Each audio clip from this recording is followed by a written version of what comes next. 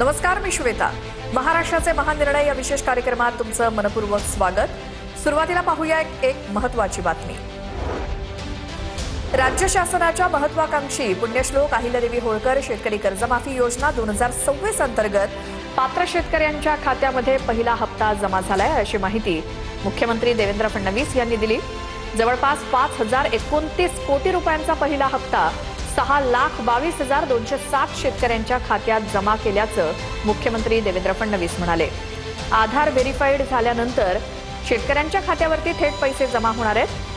कोणत्याही शेतकऱ्यावरती सिबिलची अट लागणार नाही, अशी महत्त्वाची आणि शेतकऱ्यांना दिलासा देणारी माहिती मुख्यमंत्री फडणवीसांनी दिली. ॲग्री स्टॅक नंबर आणि आधार ऑथेंटिकेशन करून त्यांची खाती नील करायची, अशा प्रकारचं आपण काम हातामध्ये घेतलं होतं. आज जवळपास 5,029 कोटी रुपये हा पहिला हप्ता 6,22,207 शेतकऱ्यांच्या खात्यामध्ये गेला आहे आणि ही खाती नील झालेली आहेत. हे जे काही सगळे अकाउंट्स आहेत हे सगळे क्लिअर होऊन आणि त्याच्यामध्ये पैसे टाकण्याची सुरुवात झालेली आहे. पुढच्या काळामध्ये सगळे जेवढे अकाउंट्स ऑथेंटिकेट होतील त्या सगळ्या अकाउंट्समध्ये पैसे टाकून आपल्या शेतकऱ्यांना कर्जमाफीचा पूर्ण जो काही बेनिफिट आहे हे आपण त्या ठिकाणी देणार आहोत. वर्षा या निवासस्थानी मुख्यमंत्री देवेंद्र फडणवीस यांच्या अध्यक्षतेखाली एअर इंडिया इमारतीसंदर्भात बैठक पार पडली.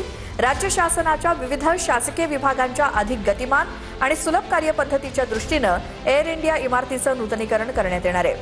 नूतनीकरण करताना लोकाभिमुख प्रशासकीय रचनेला प्राधान्य द्या, असे निर्देश मुख्यमंत्री देवेंद्र फडणवीसांनी दिलेत.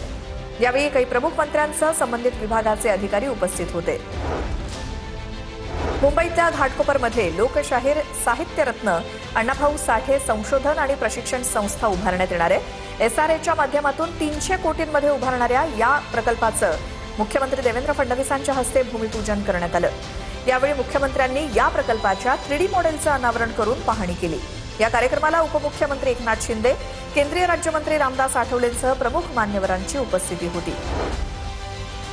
मंत्रालयात मुख्यमंत्री देवेंद्र फडणवीसांच्या हस्ते महाराष्ट्र महिला शेतकरी सक्षमीकरण अधिनियम 2026 या ऐतिहासिक कायद्याच्या अनुषंगानं तयार केलेल्या माहिती पुस्तिकेचं प्रकाशन करण्यात आलं. दुसरीकडे सक्षम कौशल्य जनगणना या अभिनव उपक्रमाच्या कॉफी टेबल बुकचं देखील प्रकाशन करण्यात आलं. हा देशातील पहिला AI सक्षम हायपरलोकल कौशल्य जनगणना उपक्रम आहे. यावेळी उपमुख्यमंत्री एकनाथ शिंदे, उपमुख्यमंत्री सुनेत्रा पवारांसह प्रमुख मान्यवरांची उपस्थिती होती. मुख्यमंत्री देवेंद्र फडणवीसांच्या अध्यक्षतेखाली वर्षा या शासकीय निवासस्थानी MIDCच्या विविध प्रकल्पांच्या भूसंपादनासंदर्भात आढावा बैठक पार पडली. राज्यात नवीन औद्योगिक वसाहतींचा विस्तार वेगानं होतोय आणि या विस्तारातूनच औद्योगिक विकास होणार आहे. त्यामुळे उद्योगांना आवश्यक जमीन वेळेत उपलब्ध करून देणं गरजेचं आहे.